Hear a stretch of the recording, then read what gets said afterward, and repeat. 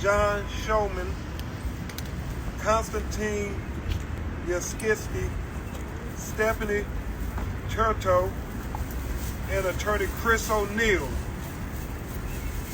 We have the honor of representing over 750 survivors of sexual assault that took place while in the correctional facilities of the state of New York.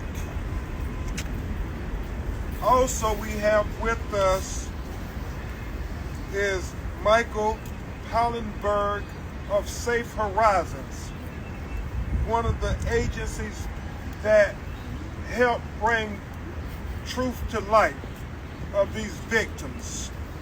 Also, we're going to be joined by a co-author of the bill that was historic for not just the state of New York, but for the United States of America, the Adult Survivors Act, that allows these women to finally have their voices heard. And that is Senator Brad Holman. And most importantly, you're going to hear from 3 of those courageous women, these sisters who were featured in the article in the New York Times that was released this morning. You're going to hear the heart-wrenching stories of these survivors. Miss Jacqueline Wiggins, Miss Sadie Bell, and Miss Mia Wheeler. You will hear from each of them, who are going to emotionally tell you, unfortunately in graphic detail, of how they were victimized by the very guards who were supposed to be there to protect them. These women, all of these women, have suffered in silence for not just years, but for decades. But today, the silence will be broken, and they will get to speak truth to power, because of the historic legislation passed here in New York to give these women, disproportionately black and brown women, the most vulnerable amongst us, who were sexually assaulted,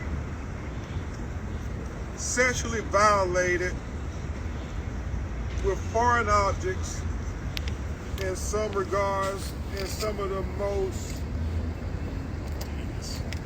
unimaginable ways when you hear their stories, who were sexually raped and penetrated,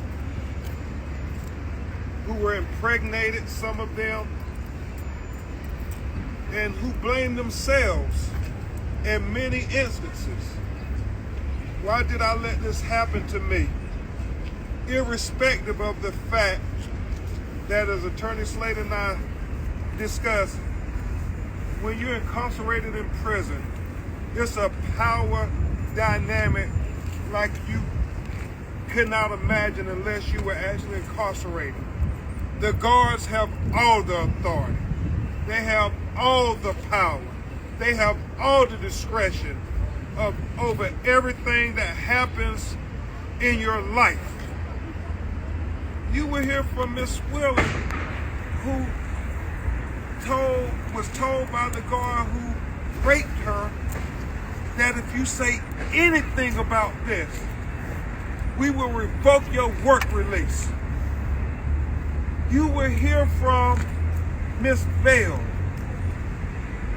after she was raped,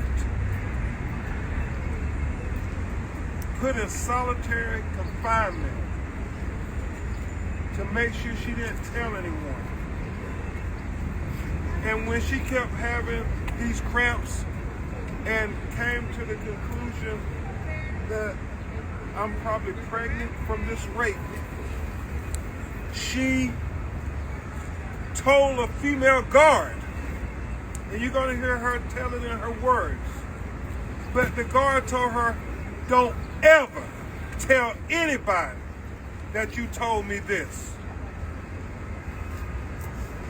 And finally, she told the one person she could trust, who was her mother.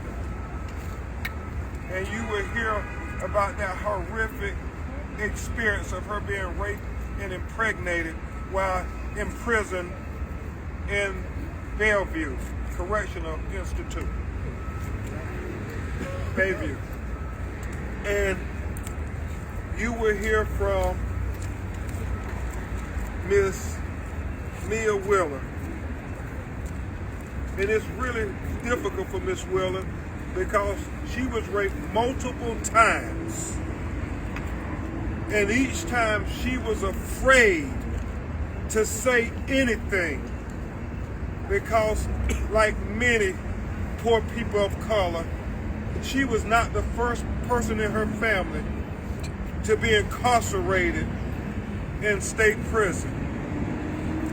And her 15-year-old brother, who was incarcerated as a juvenile, was killed in prison. And so she was petrified to say anything about the repeated rapes, about the repeated sexual assault, about having broomsticks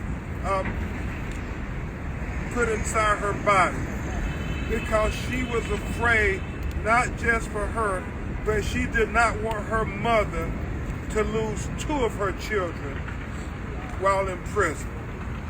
And these are the stories, the real stories of these not victims, but survivors that you're going to hear finally because of this historic legislation that was made possible by very courageous state lawmakers who said their voices need to be heard. Shame on us if we continue to let these women suffer in silence. Shame on us if we continue to let these marginalized citizens feel like the law does not apply to them. Well, this is America, and we have equal rights and justice for all. Sometimes it takes longer, but we keep fighting every day to give Miss Wiggins her voice, to give Miss Bear her voice, to give Miss Wheeler her voice, and to give those other 750 women who in a week's time we will file a lawsuit on their behalf so their truth will be heard, and hopefully, prayerfully, we will set a precedent for all of the United States of America, because we know, Michael, that this isn't just happening in the state of New York, but this is happening all over America. The most vulnerable people are being taken advantage of by the people who have all the power. And in the prisons, make no mistake about it, the guards have all the power. And so before I have you hear from my most able co-counsel, Adam Slater, who we're also fighting in the state of California for sexual assault victims and victims all over the country who feel they have nobody who will stand with them, we will stand with you. And even if you felt betrayed by the prison guards who sexually assaulted you, and Miss Wheeler, by the guards who you told, and they turned their head away from you and offered a blind eye, and even if you were betrayed by the prison officials at the highest levels of authority, and even if you felt betrayed by the state officials who disregarded for 40 years the Bayview report that was issued by the federal government, well, today, just know you are not alone. We're all standing together in solidarity. And we will get justice for these survivors. Victims no more. Victims no more. Victims no more. Victims no more. Victims no more. Victims no more. Victims no more. Victims no more. Victims no more.